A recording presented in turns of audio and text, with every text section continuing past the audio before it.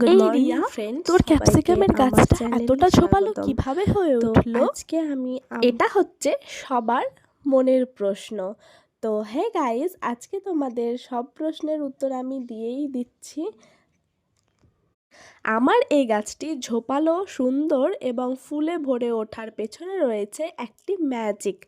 আর সেই ম্যাজিকের রহস্যই আজ আমি ফাঁস করব তোমাদের সামনে। দেখো, তোমরা প্রথমে আমার গাছটিকে দেখে নাও যে কতটা হেলদি হয়েছে, সমস্ত নিচে থেকে ডালপালা বের হয়েছে। এর প্রধান কারণ হচ্ছে আমি এই গাছের নিচে ম্যাজিক্যাল ছাই ইউজ করেছিলাম, অর্থাৎ উনুনের খাঁটি ছাই। হ্যাঁ, ঠিকই শুনছো, এটাই।